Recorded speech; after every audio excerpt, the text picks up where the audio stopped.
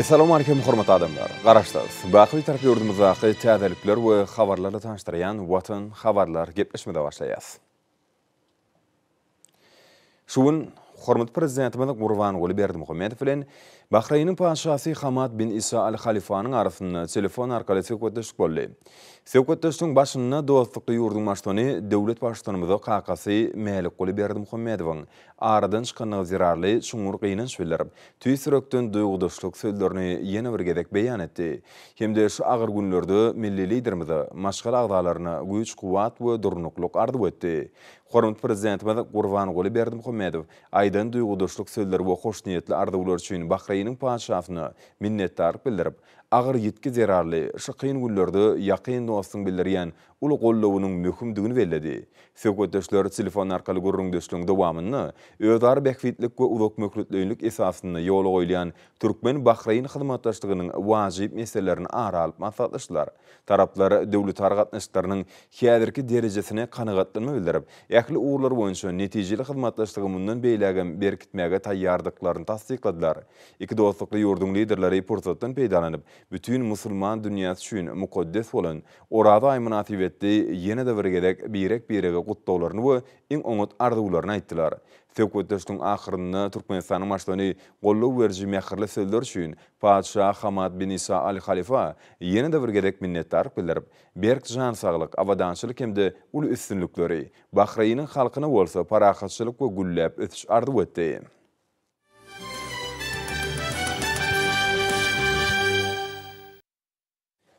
Şuun hormatly prezidentimiz Gurban Guli Berdimuhammedow Ministrler Kabinetiniň sanly ulgamy arkaly nowatdaky mejlisini geçirdi. Onu döwlet turmuşyna degişli wajyp meseleleriň bir näçesi aralyp maslahatlaşyldy. Milli ykdysadiyetimiziň esas pudoklaryny hasym östirmäge gönükdirilen resminamalaryň bir näçesiniň tasdamalaryny araldy. Hormatly prezidentimiz sanly ulgamy arkaly geçirilýän Ministrler Kabinetiniň mejlisinde ilki bilen Türkmenistanyň Milli Geňeşiniň mejlisiniň başlygy Mehmedowany, Türkmenistanyň Milli Geňeşiniň halk maslahatynyň başlygynyň ornatary Babaýewi güni video aragatnaşyga çagyryp, halkymyzyň asyrlaryň jümmüşinden gelýän milli dep desurlaryna hormat goýmak, olary döwrewap derejede ösürmek hemde ýaşlaryň arasynda wagt etmek boýunça alınıp bolýan işler barada pikir alşdy. Şeýlik hem döwlet başlarymyz Özbegistanyna Türkmeniň döwletlik ýörelgesi kitabynyň özbek diline neşedilmeginiň halkymyz üçin uly hormatlygyny belledi. Munyň özi ilkinji nowatda iki halkyň dost doganlyk gatnaşyklarynyň öňküden has berk pulturandyrylmagyny we ösürilmegini ähmiýetlidir. Döwlet başlarymyz özbek halkynyň halkymyzyň milli dep desurlaryna çoňur hormat sarpa goýanyny, munyň bolsa ähli Türkmenistanlary bu ýanlygyny belledi. Goňşyň goňşa hormatly gatnaşygyny ösürmek, birek-biregi sylamak insanperwer häsiýetiň ýokary derejesidir. Munyň özi döwletleriň hemde olaryň halklaryň arasyndaky gatnaşyklaryň has puktulanmagyna uly ýardam berýär.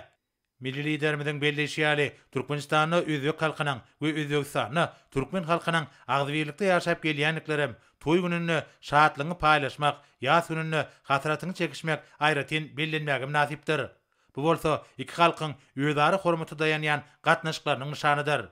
Hormatly prezidentimiz bilint insanperwerlik häsiýetleri ösürmegiň möhümdigini bellemek bilen ýaşlara milli edep terbiýe bermek bilen baglanyşly işlerde şol ýörelgeleri giňden wagt etmek, olaryň many mazmunyny ýaş nesillere düşündirmek boýunça bir näçe tekliplerini aýtdy. Şonuň bilen birlikde milli dep desurlarymyz döwrewap derejede baýlaşdyrylmalydyr diýip hormatly prezidentimiz belledi.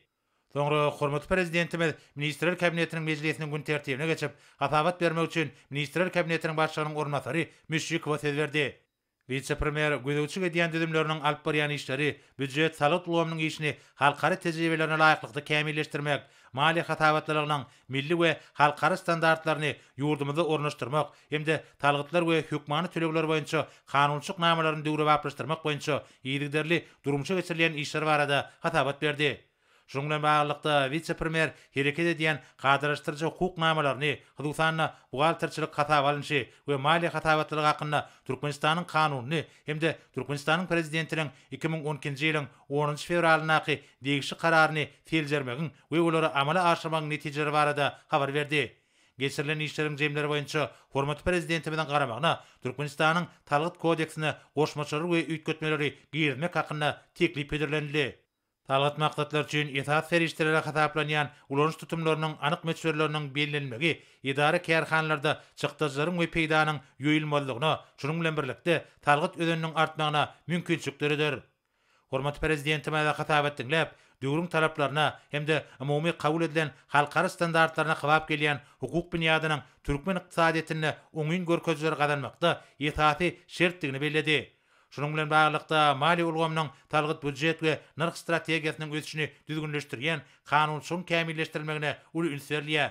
Döwrewap ulgamy döretmäge gönükdirilen talgyt syýasaty milli baýlyklarymyzy toplamagy we netijeli ulanmagy höwüslendirmäge gönükdirilendir diýip döwlet başçylaryna aýtdy.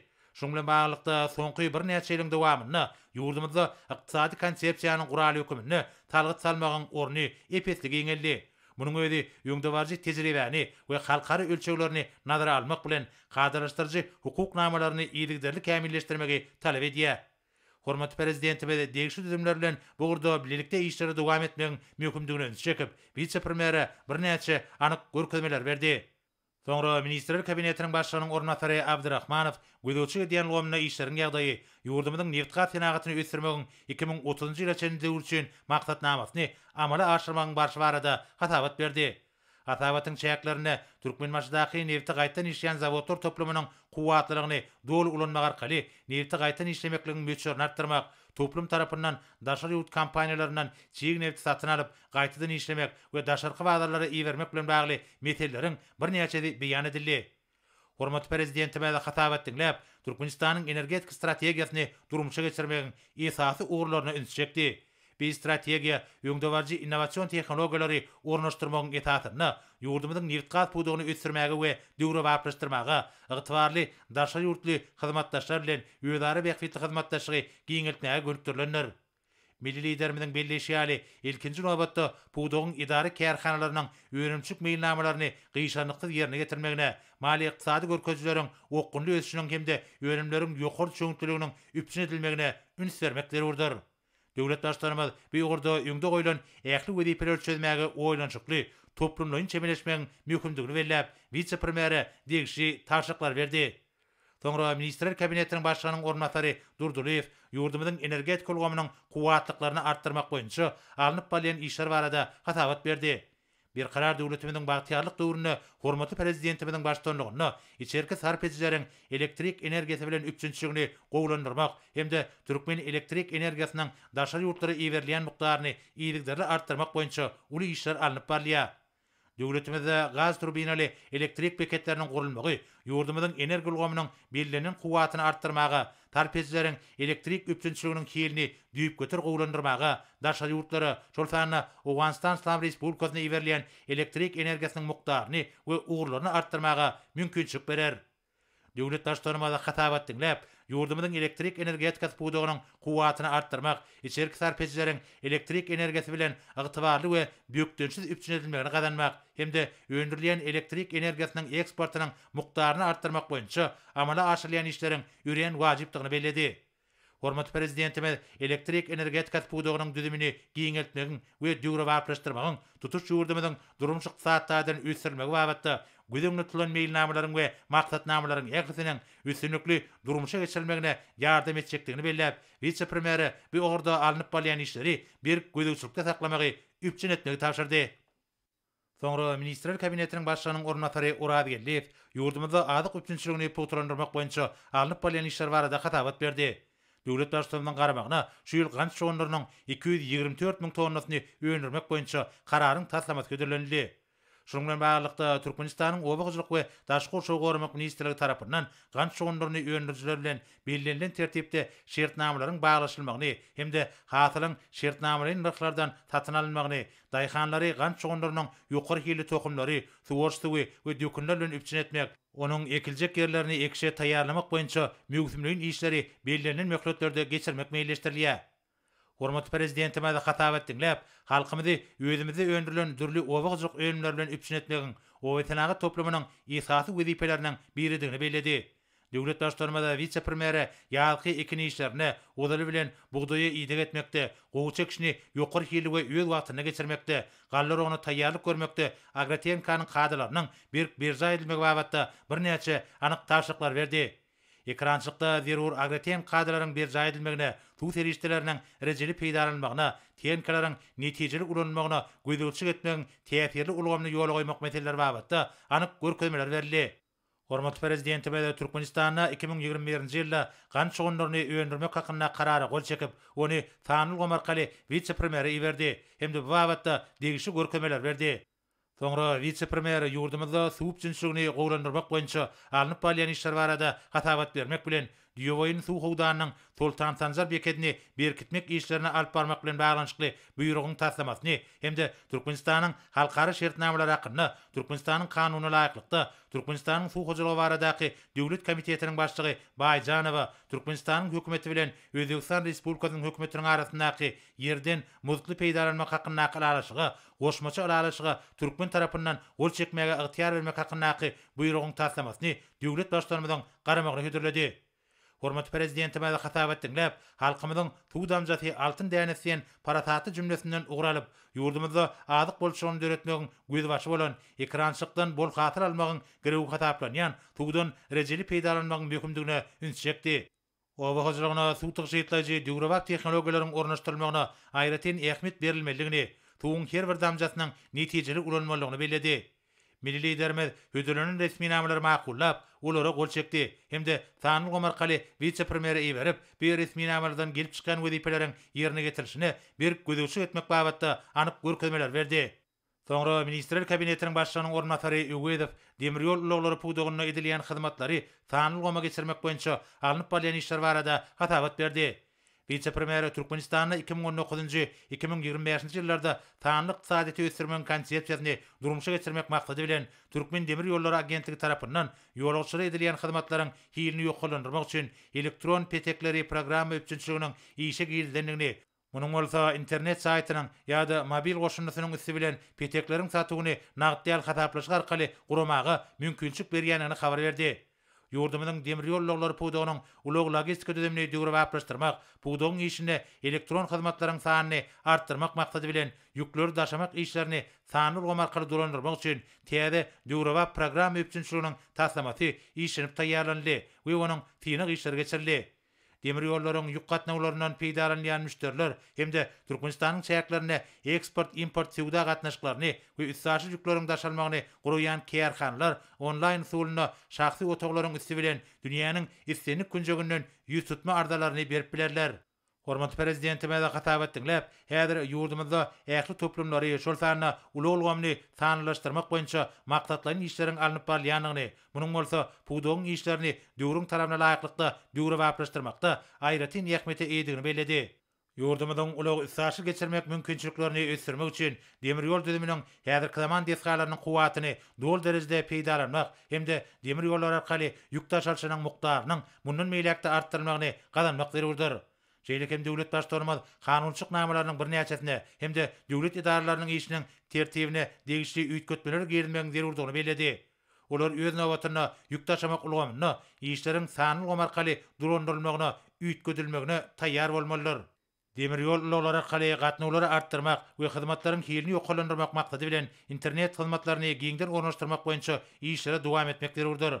Şonuň bilen baglykda Türkmen Demir Ýollary agentliginiň işine üns çekip hemde hödürlünün programy üçinçiliginiň taslamasy bilen tanyşyp, döwlet başlarymyz bir näçe tekliplerini aýtdy we burada alnyp bolýan işleri dowam etmegi tapşyrdy. Soňra ministrler kabinetiniň başlygynyň ornatary Galijew hususy öňüm öňlerjilere golluk bermek boýunça alnyp bolýan işler barada hatabat berdi.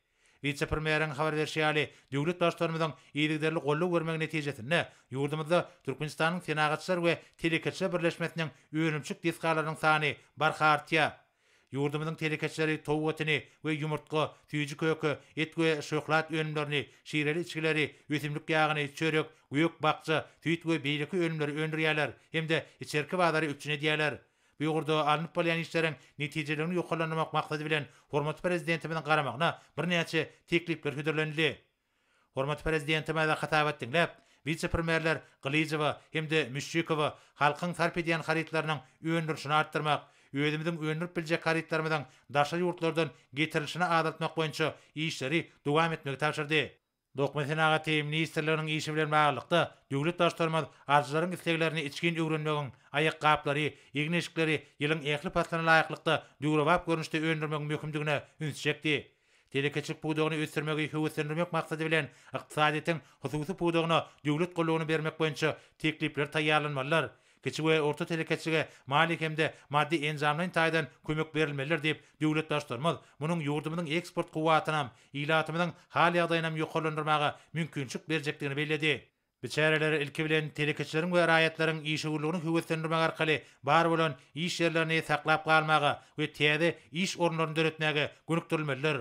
Hormat prezidentimiz dünýä ykdysadyny emele gelen ýagdaýlarla baglykda ady garytlarynyň özümizi öndürüşini artdyrmagy dowam etmeligini, içerki bazarlarymyzyň adyk önümleri ilkinji nowatda zerur bolan garytlar bilen üpçünçligini gowlandyrmalygyny aýdyp, vice-premierler Galizowa hemde Uradgelliýewa degişli görkezmeler berdi.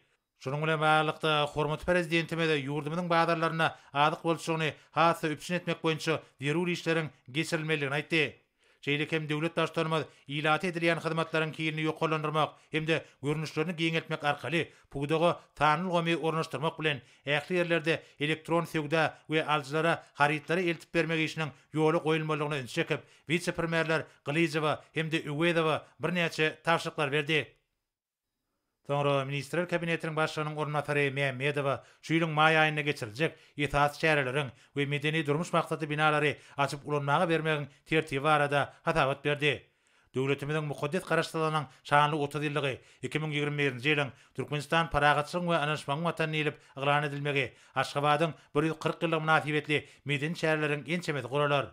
May aýynyň dowamyna 1941-nji 45-nji ýyllaryň Büyük Watançylyk uruşyna ýeňiş güni, Türkmenistanyň konstitusiýasynyň we döwlet baýdagynyň güni, Türkmen halkynyň bayramy, Aşgabat şäheriniň güni münasibetli dürli konsertlary, töhfetdeşikleri, tergileri, dürejik duşuklaryny, şagyryet çeper okoýuşlaryny hemde wagt nesihat şäherlerini geçirmek meýilleşdirilýär. Hormat prezidenti baýda hatabat dinläp, meýilleşdirilen şäherleriň ählitiniň ýokary guramaçyk derejesine geçirilmegini üpçün etmegi taşyrdy. Şol şäherleriň her biri bir karar döwletimiziň bagtyarlyk döwrüniň dawarlaryna mahsus derejede milli däplere laýyklykda hakyky türkmen toý görnüşini giňden hemde ruh bilentlik bilen guralmalydyr. Döwlet başlarymyz Türkmenistanyň mukaddes garaşdyrlygynyň şanly 30 ýyllygyna we Aşgabatyň 140 ýyllygyna hemde maý aýyna bellenýän döwlet bayramçylyklaryna ykjam taýýarlyk görmegiň zerurdygyny aýtdy. Möhüm taryhy wakalary we senelere başlanýan şäherleriň ähli ýokary guramaçyk derejesine geçirilip, Türkmen döwletiniň amala aşyrýan umumy adamdat ansanperwerlik ýörelgelerini esaslanýan paragatçyk derejelikli fiýadatyň many mazmunyny beýan etmeliler diýip hormatly prezidentimiz belledi. Bu babatda vice-premieri anyk görkezmeler berdi. Soňra Ministrler Kabinetiniň başlygynyň ornatary Gelin ýazyp, gözegçi edýän gomna ýerine getirilýän işler barada hatabat berip, döwlet başlarymyň garabagyna ýurdumyzyň käbir ýokary okuw mekdeplerini hozurlyk gataplaşygyna geçirmek baradaky teklip hödürledi.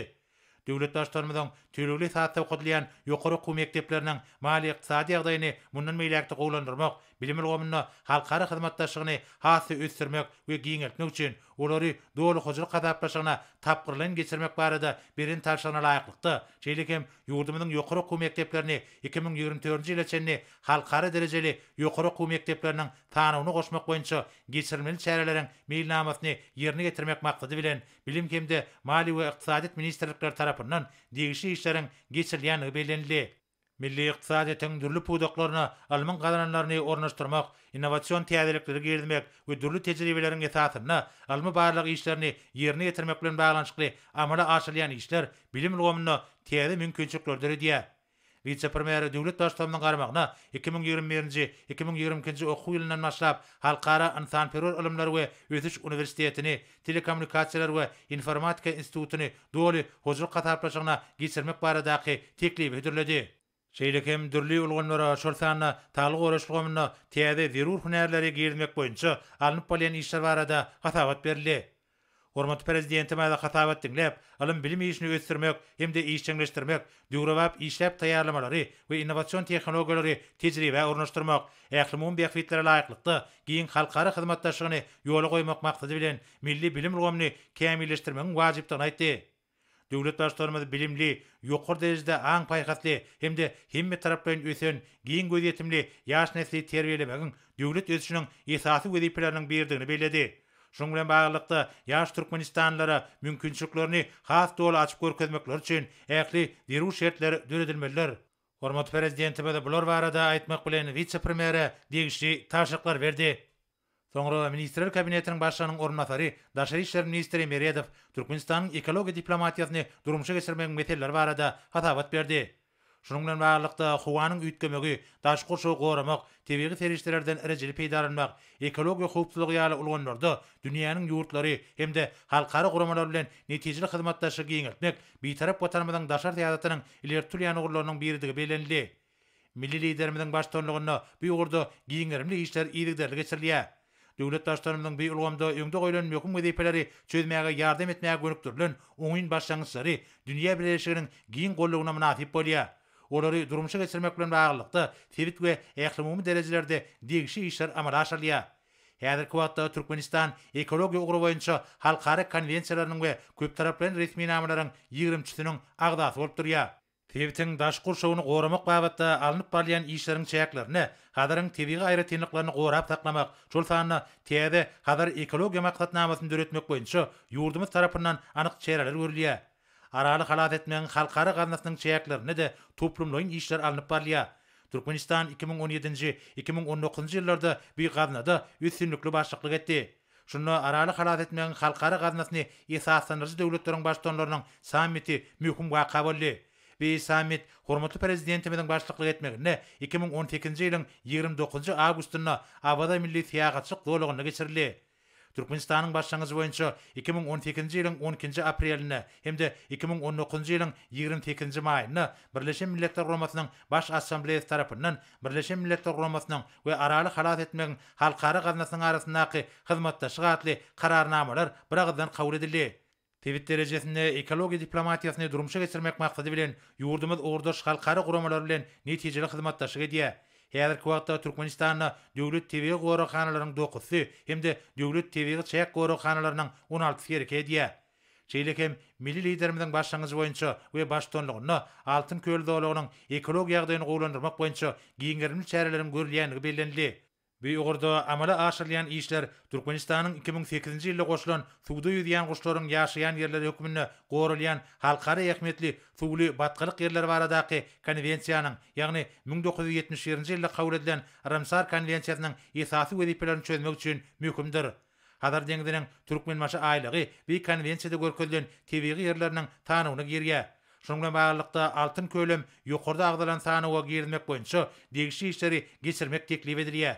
Bu mesele ýurdumyzyň daş kurşaw goramak meseleleri boýunça Puwdagary toparynyň şu ýylyň 28-nji apreline geçirilen mejlisinde ara alınıp maslahatlaşyldy. Atabatyň çäklerine vice-premier döwlet başçylygynyň garamagyna Türkmenistanyň halkara guramalar bilen hyzmatdaşyk etmek boýunça 2021-2023-nji ýyllar üçin meýilnamasyny tasdiklamak hakyndaky kararyň taslamasyna bildirildi. Hormatly prezidentime de hatabat dinläp, ekologiýa diplomatiýasynyň durnukly öýüş maksatlaryny ýetmegiň, adamlaryň awadançylygynyň we ýaşaýyş durmuş derejesini hasy ýokarlandyrymagyň möhüm şerti hökmünde tebigaty goramak ulgamyny halkara hyzmatdaşlygyny putrandyrmak ugruna çykyş edýän bitarap Türkmenistanyň daşar täzetynyň ilertülýän ugurlarynyň biridigini bellädi. Ýurdumyz bu ulgamda ýöňde durýan wajyp wezipeleriň taýdaşyk çözgütlerini işläp taýýarlamakda, işiň orny eýlemek bilen netijeli tebit we halkara gatnaşyklaryny, şol sanyna Birleşen Milletler Guramasynyň hemde onuň ýürütülişdirilen idaralarynyň beýleki awraýly ordaş tüzümleriň çäklerini hyzmatdaşyk ösdürmäge gönükdirilen anyk başlangyçlary öňe sürýär. Ekologiýa meselesi Türkmenistany durmuş ykdysadydan ösdürmek strategiýasynyň möhüm ugurudur. Onu tebigata aýaly garamaga hemde onuň baýlyklaryny rejeli ulanmaga aýratyn ähmiýet berilýär diýip döwlet başçylygy aýtdy. Ýaşyl we serişdeler taşyýatlaýjy tehnologiýalary netijeli ornaşdyrmak, dürli puwdaklarda giňerimli milli özgörtmeler maksatnamalaryny, düzümleýin taslamalary işläp taýýarlamakda we durmuşa geçirmekde möhüm talap bolup durýar. Ýurdumyzda ýaşkalyk baý mekteplary iýligderli geçirilýär. Şonuň netijesinde paýtagtymyzda hemde vilayetlarda fiilgiýaklaryň we fiil baglaryň sany barha artýar. Tokoy doluklarynyň meýdanlary giňelýär. Munyň özi ekologiýa awadançylygyny üçin etmäge ýardam berýär. Hadaryň tätin ekologiýa ulgamny hemde biolog köpdürlügini aýaly saklamaga, hemde onuň baý serişdelerini erejeli ulanmaga, aral meselelerine uly ünsürlýär. Yurdumda Birleşen Milletler Romasynyň tebigaty goramak babatda ýetaty konwensiýalarynyň bir näçesini tatbiklap, öz üstüne alan borçnamalaryny ýerine getirmäge ýören jogapkärçilikli çemeleşýär diýip hormatly prezidentimiz beýledi. Şu maksat bilen degişli gadyraşdyrjy hukuk bünyady ýygyderli kämilleşdirilýär. Soňky ýyllaryň dowamyna kabul edilen Birleşen Milletler Romasynyň möhüm resmi namalaryndan gelip çykýan borçnamalary nazara almak bilen 2019-njy ýylda howanyň üýtkeme boýunça milli strategiýanyň erejelerini görnüş tatbiklandy. Bir resmi nama yurdumyzyň dünýä birleşiginiň adamlaryň geljegi bilen günden-güne bagly meselelerini çözmek boýunça tagallalaryny utgoşdurmaga anyk goşandy boldy. Hormatly prezidentimiz bular barada aýtmak bilen beýan edilen teklifi makullap, halkara geňişliginde Türkmen tarapynyň ekologiýa başlangyçlaryny ilerletmek boýunça işleri ýygyderli dowam etmegi taşyrdy. Döwlet başlarymada Türkmenistanyň halkara guramalary bilen hyzmatdaşlyk etmek boýunça 2021-nji 2023-nji ýyllar üçin meýilnamasyny tasdiklamak hakyndaky karary gol çekip, ony Watan Habarlary vice-premieri iýerdi. Hemde bu meýilnamanyň ýerine getirilişine berk gödekçiligi üpçün etmegi taşyrdy. Watan Habarlary geçirilen ministrler kabinetiniň meclisinde başga da bir näçe möhüm meseleler garaldy we ular boýunça degişli çözgütler kabul edildi. Hormatly prezidentimiz meclis jemläp, oňa gatnaşanlaryň ähletine berk jan taglygyny, maşgala abadançylygyny, bir karar watanymyzyň gülläp etmegi orunyna alyp barýan işlerini, uly üstünlikleri arzuw etdi. Indi bolsa Türkmenistanyň prezidentiniň gol çeken resmi namalary bilen tanış edýäs.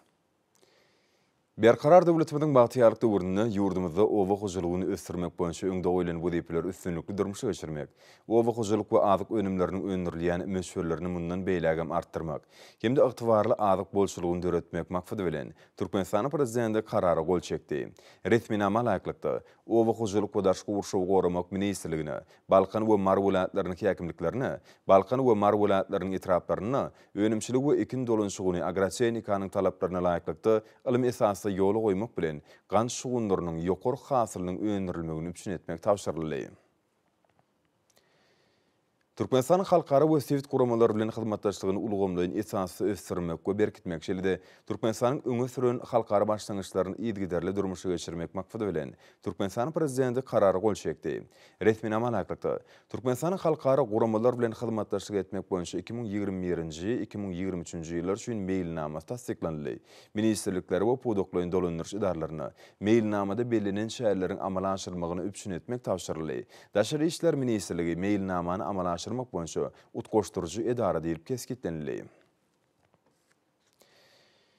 Hormatly prezidentimiz Watan Habarlary Şweýçarýanyň padşahy Karl 16-njy Gustaw 75 ýaş toý münasibetli mähirli gutdawlaryny we iň hoş niýetli arzuwlaryny iýerdi. Şu ýakymly mümkinçilikden peýdalanyp döwlet başlanymyz onuň aly janaby Karl 16-njy Gustaw berk jan saglyk, uzak ömür we bagtyarlyk, şeýle Şweýçar padşalygynyň dostlukly halkynyň öňe gitmegini hemde gülläp etmegini gönükdirilen äkli başlangyçlaryny we maksatlaryny uly üstünlük gazanmagy arzuw etdi.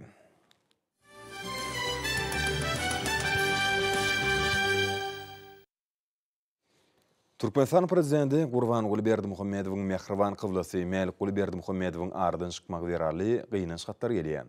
Onun aly hazreti Türkmenistan prezidenti Jenap Watan Habarlary siziň aly hazretiňiz Israil döwletiniň we halkynyň adyndan siziň kakanňyz Habarlaryň ardan çykan zirarly gynanç sözlerini beýan edýän.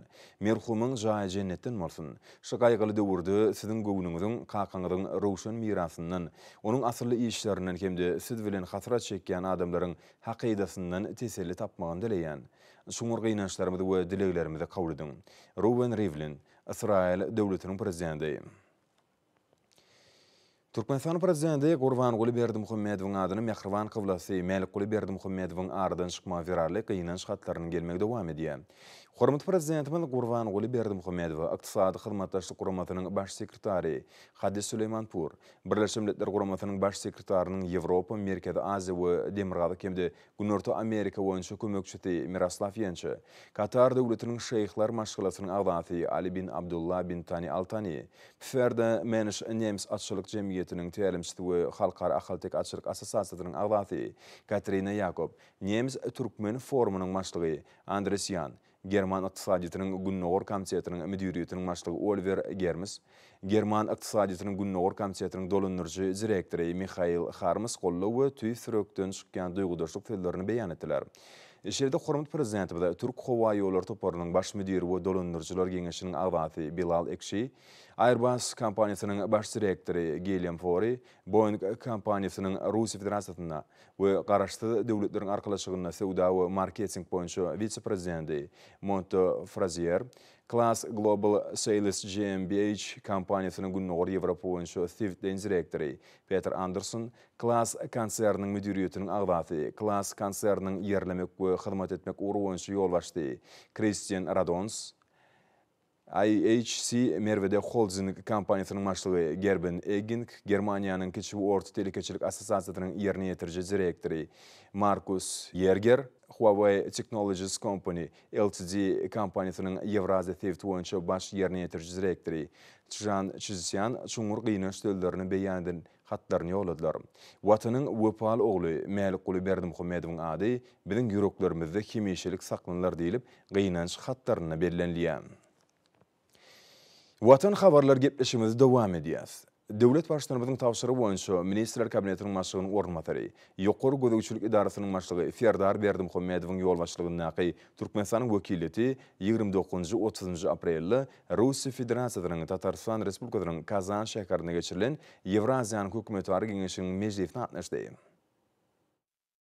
Türkmenistanyň wekilletiniň ýolbaşçysy Ferdar Berdimuhammedow Kazan şäheriniň Huwa menzilini mähirli garşylandy. Biziň ýurdumyz Ýewraziýanyň hökümetleri geňeşiniň agda döwletleri bilen halkara gurumlarynyň şolfany Birleşmiş Milletler Guramasynyň, Ýewropada howpsuzlyk we hyzmatdaşlyk guramasynyň, garaşdy döwletleriň arkalaşygynyň we beýleki gurumlaryň çäklerine de üstünlükli hyzmatdaşlyk edýär.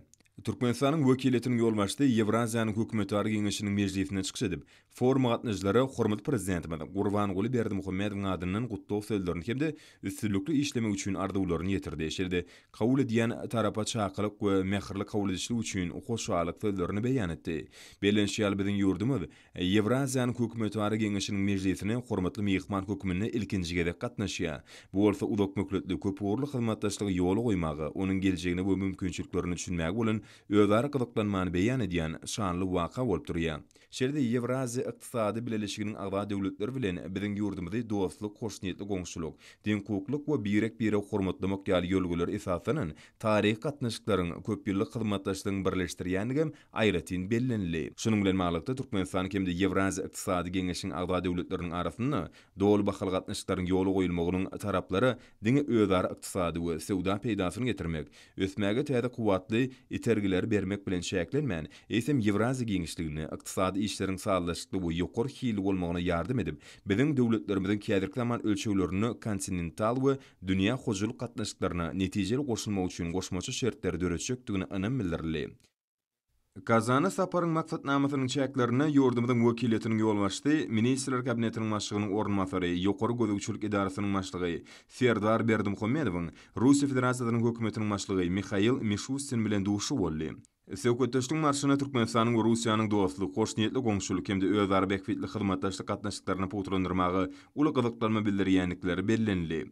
Sewda ykdysady şeýle insanperwer medeni ulgamlarda bolşýaly agdalan uğurlara da okkunly häsiýet maksusdyr. Şunuň bilen maglykda bilelikdäki hökümetleri toparynyň hyzmatdaşlyk meselelerini çözmekde, hemde onuň geljegi uly bolan uğurlaryny işläp düzmekde eýleýän ähmiýetli orny bellenildi. Belenşýal iki ýurdun başçylarynyň arasynda emele gelen açyk, dostlukly syýasy gatnaşyklar Türkmen-Russiýa gatnaşyklarynyň sağlaşykly ötüşiniň esasy şerti bolup durýar. Döwletara hyzmatdaşlygyny giňetmek üçin mäkem hukuk büniýat töredildi.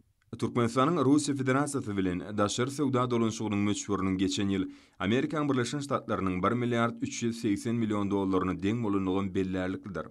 Türkmenistan hemde Russiýa Federasiýasynyň Tatarstan Respublikasy, Astrakhan oblasty, Sankt-Peterburg şäheri ýaly iri subýektleriň arasynda hyzmatdaşlygy sağlaşykly häsiýet maksusdyr. İki tarap bilen insanperwer hyzmatdaşlygyň şäklerini ýurtlaryň ikisinde de dürli medeni çaýlar izgiderli geçirilip, bilim uğru boýunça däze uğurlan gatnaşyklar işiň ösürilýär. Russiýanyň ýokary okuw mekdeplerini bilim alýan türkmen talipleriniň sany barha artýar. Saparın şäklerini Rusiya Federatsiýasynyň Tatarstan Respublikasynyň prezidenti Rustam Minnihanow tarapyndan Türkmenistanyň Ministrler Kabinetiniň başlygynyň ornatary, ýokary gözegçilik idarasynyň başlygy Ferdar Berdimuhammedow, Rusiya Federatsiýasynyň Tatarstan Respublikasynyň döwlet sylagy bolan Tatar Awtonom Sowet Sosialistik Respublikasynyň dördülmeginiň 100 ýyllygy medaly gowşurly. Bu sylagy üçin Ferdar Berdimuhammedow hoşallyk bildirmek bilen onuň Türkmenistan bilen Tatarstan Respublikasynyň gatnaşyklarynyň ýokary derejä eýediginiň suwutnamasyny tutdy. Şelide kazanı Türkmenistanyň Ministrler Kabinetiniň başlygynyň ornatary, ýokary gözegçilik idarasynyň başlygy Ferdar Berdimuhammedow, Rusiya Federatsiýasynyň Tatarstan Respublikasynyň prezidenti Rustam Minnihanow bilen duşy boldy. Belenşýaly netijeli iki tarap bilen gatnaşyklar Türkmen-Rusiya hyzmatdaşlygy babatda nusxa alarlyk mysal bolup durýar. Häzir onuň şäklerini dürli podoklar gurşap alýan özar gatnaşyklar ýergiderli giňetmäge mümkinçilik berýän gol şekillen retminamalaryň ençemesi bar. Türkmen-Tatar hyzmatdaşlygynyň ileri tutulýan uğurlarynyň hataryny awtomobil technikalaryny we injamlaryny getirmek, uçur guruluşuk, gemi guruluşuk, servis hyzmatlary we beýleki hyzmatlar bar. Kamaz açyk paýdarlar jemgyýeti, Tatneft paýdarlar jemgyýeti, Kazanski vertolyotny zawod paýdarlar jemgyýeti, Akbars gemi guruluş korporasiýasy paýdarlar jemgyýeti bilen netijeli gatnaşyklar ýoly goýuldy. Şugun, paýtatymyzyň gün ortasyny gödel kunjuklaryň birine ýerleşýän Masat köşkünni hormatly arkadan prezidentimiziň döwletlik ýolgosy nesillere görüllü ady bilen Masat geçirildi. Masada Türkmenistanyň Milli Geňeşiniň mejlisiniň başlygy, Milli Geňeşiniň halk maslahatynyň başlygynyň ornatary, Ministrler Kabinetiniň başlygynyň käbir ornatarlary, ýurdumyzyň belli derejelik işgärleri, podoklan düzümleriň, siýasy partiýalaryň, jemgyýetçilik guramalarynyň, köpçülikden habar berişdirýärleriniň ýolbaşçylary we ýokary okuw mekdepleriniň muallimleri kimde talipler gatnaşdylar. Masatyň dowamyna arkada prezidentimiziň Türkmeniň döwletlilik ýolgosy kitabynyň özbek diline neşer edilmegi, iki goňşy ýurdun döwlet başdanlarynyň ýerligidäli tagalaty netijesinde Türkmen özbek gatnaşyklarynyň hil taýdan täze derejä çykmagy bilen baglanyşykly meseleler ara masatlaşyldy. Belenşäli bu ugurlar ýaşlaryň watan söýjilik, insanperwerlik ruhuny terbiýelenmegine aýratyn ähmetliler. Mälim şäli hormatly prezidentimiziň mehriban kabulatyna, ana şam münasibetli gapçakly beren agdaçar sadakatyna Özbekistan Respublikasynyň prezidentiniň ýolbaşçylygyny wekilet gatnaşdy. Şol günem Türkmen baharyna mahsus ýurdumynyň sehralaryna, ýaýlalaryna nur ýagdy. Bu arada çykyş edenler tebigat hem duýugdaşlyk etdi diýip ören ýerlikli bellek geçdiler. Mehriban akadamyz agdaçar sadakatyna toy bilen ýaz belegel ýa diýip bellek geçdi. Türkmen halky asarlar aşyp gelýän milli ýörelgeleri, şol sany orada aýyny amala asyrlayan sogab işleri aýratyn gadyr goýýar. Şonlukda dost soguny gatnaşyklaryna möhüm ähmet berilýär. Munyň özi milli liderimiziň başlangyjy bilen dünýä nusguluk ýagşy desturlaryň döwrewap derejede üstürlýäniň aýdan beýanydyr. Masata çykyş edenler Türkmenistanyň we Özbekistan Respublikasynyň prezidentleriniň diňe bir halkymyz üçin eýsem tutuş musulman dünýäsi üçin ähmetli bolan agdaçar sadakatyna bilelikde gatnaşmaklarynyň dost soguny kylmatdaşlygynyň ýerligidäli üstürlýäniň aýdyň nişanlygyny noktadylar. Hormatly prezidentimiziň dostluk dogonluk ýoruna dünýäň ýüzünde awray derejesiniň şeýle ýokardygyny biz bilýär. Hormatly prezidentimiziň şu ajaýyp kitabynyň dogonluk ýurtlaryny terjime bolanyny da gatyp berenýär. Gahrman arkadaşymyzyň hakyky türkmen bolup döredýän eserlersi. Hormatly prezidentimiz öz ojagyny, öz ýylny, öz watanyny şu reyhany köňlü bilen ýetirdi. Gahrman arkadaşymyzyň düýün şeýle talykatdylar. Agramly, yerlikli sözlerini doğrusu ağlap oturduk. İyle salat almakta da iyilgününü şeyli derece yetirmekte de kahraman arkadaşımızın denine yetbilecek oğlu yoktur. Yol koyunur sana mehriban kıvılan. Şol nurdan alyandır yalkımın şuğla. Hemişe gorasın Allah kahraman arkadaşım. Hurmatly prezidentimizin can sağ, belent baş aman olsun.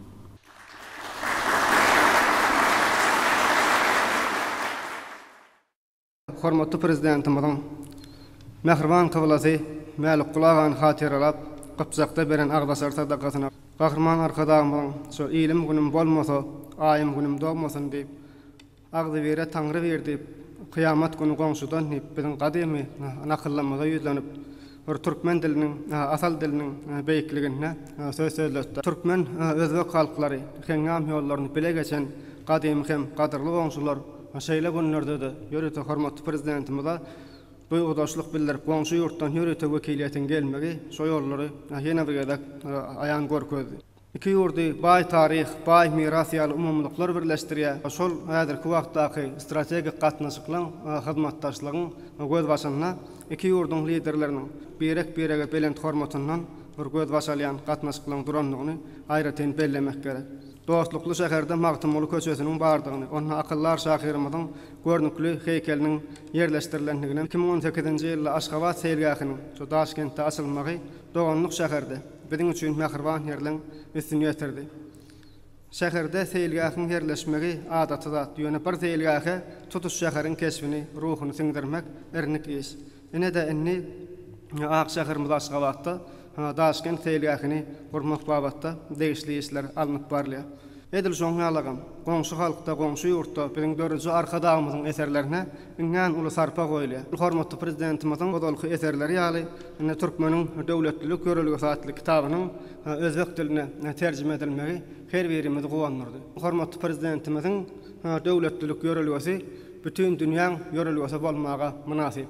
Sebäbi şu ýörelgelerde umum adamlaryň bähbidi bar. Biz hormatly prezidentimiziň beýik işler üçin ýurdumyzyň adabraýyny belende ýörelgelerinde halkara derejesine dawarlandyrýan köpürli siýasat üçin tüýsürekden sag bolsun aýdýas.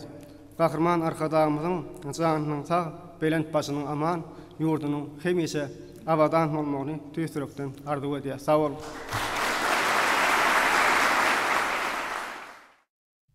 Özbek lideriniň arkada prezidentimiň mehriban kakatynyň aradan çykanyny sebäpli aýdan medet berji sözleri tutuş türkmen halkynyň ruhuny göterdi.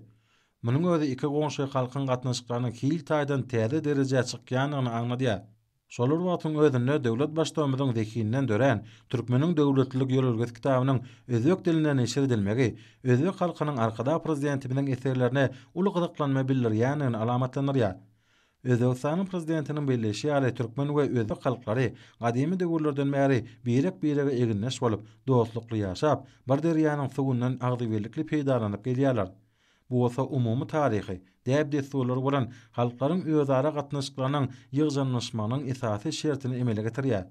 Şeýle maslahatyň dowamyna arkada prezidentimiň gapjakda bolan Agdasar sadaqatyna ilim günüm bolmasa, aýym günüm dogmasyn we kıyamat güni goňşudan ýaly paýhatly jümleleri getirmeginiň türkmen iline, ilgüne, goňşy golanlara aýratyn gadyr goýulýanyny aňladýanyny belenildi.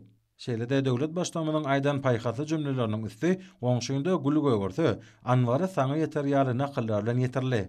Gadyrly adamlar hemmäňiz bilýänsiňiz, berkarar döwletimiziň bagtýarlyk döwründe Türkmenistan döwleti dünýäde iň bir depgilli ösýän, parahatçylygy, howpsuzlygy durnukly ösüşip etmekligi, işen gatnaşýan ýurt hökmüni tanalýar. Çünki hormatly prezidentimiziň döwlet adam üçindir diýen beýik bölgesiniň esasyny alyp barýan işleri diňe bir biziň ýurdumyzda dälle, eýsem sevitiň çäklerden çykyp dünýäde öz ornuny tapýar. Türkmeniň döwletli ýörelgesi diýen kitabyna türkmen halkynyň döwletlilik ýörelgesi, şany şöhraty, agdybirligem, dostlugam, zähmet söýerligem hemme zat şunu berilen. Hormatly prezidentimiziň türkmeniň döwletlilik ýörelgesi diýen kitabynyň özbek diline çap edilenligem onuň suwutnamasy bolýar. Hut şu zatlar üçin türkmen halkynyň gadymdan gelýän şu ýörelgelerini hormatly prezidentimiziň dawarandyrýany üçin türkmen halkynyň gadymdan gelýän ýörelgesiniň özüniň insanperwer ýörelgedigi, onuň bolsa durmuşda 5 müliklaryň dowamyna tuğd edilip gelenliğini görkezýärligi üçin hem hormatly prezidentimiziň kitaplary çap edilen wadyna dünýäniň ýurtlarynyň halklarynyň dillerine terjime edilýär. Türkmen halky ata-baba goňşusyna uly hormat goýup gelýär. Şahatlikli günlerinde de, gaýgyly günlerinde de ilkinji saňa gollap berýän goňşy bolup durýar. Hormatly prezidentimiziň awry mertebesini dünýäniň ýurtlary hormatlaýarlar, fiýlaýarlar. Hormatly prezidentimizin janynyň sag, ömrüniň uzak bolmagyny arzu edýär. Hormatly prezidentimizin berýän hemme sadakalary beýik bir waryň dergahyna kabul etsin. Maslahatyň dowamyna hormatly prezidentimizin anyny uny ministrler kabinetiniň sany ulgam arkaly geçirilen mejlisine Türkmenistanyň Milli Geňeşiniň mejlisiniň başlygy Mehmedowa hemde Milli Geňeşiň halk maslahatynyň başlygynyň ornmasary Babaýew bilen pikir alşylaryny barada aýdyldy. Onu halkymyň asalaryň jümmüşinden gelýän milli däp destuurlaryna hormat goýmak, olary döwrewap derejede ösdürmek hemde ýaşlaryň arasynda wagt etmek boýunça anyp barýan işler barada söhbet edildi. Şeýle-de döwlet başlygymyz Özbegistanyna türkmeniň döwletlilik ýolulgasy kitabynyň özbek diline neşer edilmeginiň halkymyz üçin uluk hormat dogny bellidi. Ýakyn goňşularyň biri hormat goýmak esasyna ýola goýan gatnaşyklary halklaryň awadan durmuşynyň kepili bolup durýar.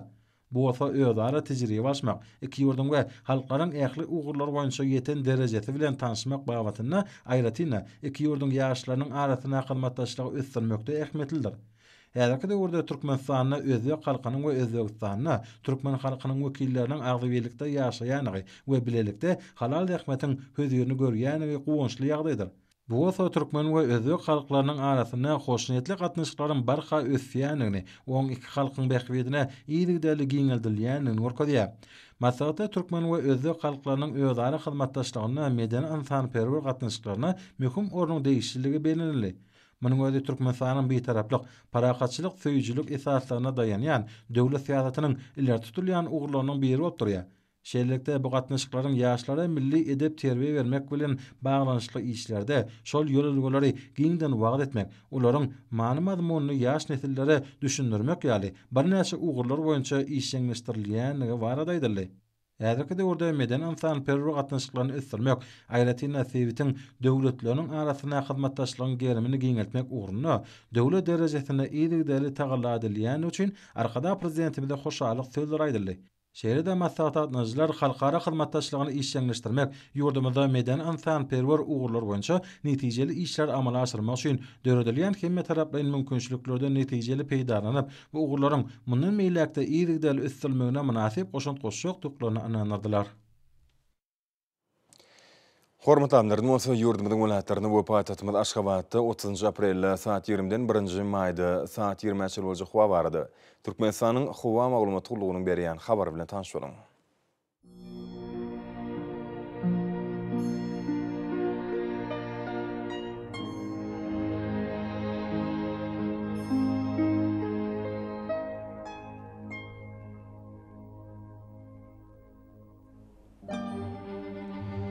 Balkan welaýatyny ütkäp durýan bulut howa bolup, günüň ordan ýyldys sekundy 14 metr käýerlerine 17 metr üçin ýetýän şymal üfer. Howa gijesine 14-19 gradus, gündüzüne 27-32 gradus, kenarky taraplaryna bolsa 21-26 gradus maýl bolar.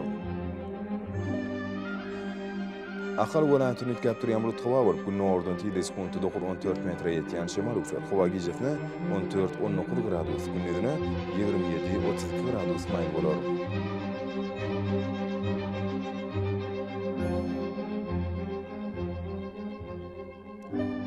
Mary welaýatyny ütkäp durýan bulut howa bolup, Demiradyk günüň ordan ýyldys sekundy 8-13 metr ýetýän şymal üfer. Howa gijesine 15-20 gradus, gündüzüne 27-32 gradus maýl bolar.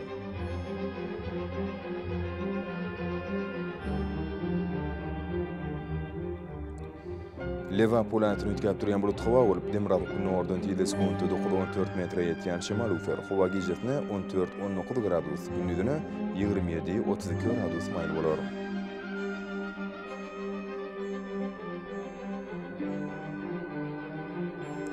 Daşawur welaýatyny ütkäp durýan bulut howa bolup, Demiradyk günüň ordan ýyldys sekundy 14 metr ýetýän şymal üfer. Howa gijesine 12-17 gradus, gündüzüne 22-27 gradus maýl bolar.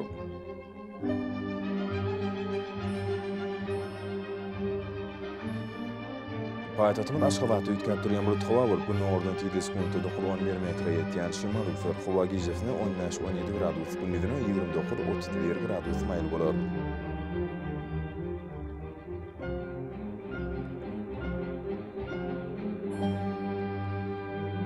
Ýurdumyz boýunça maý aýynyň birine magnit hadisasynyň gowşak täsiri bolmagy anşylýar.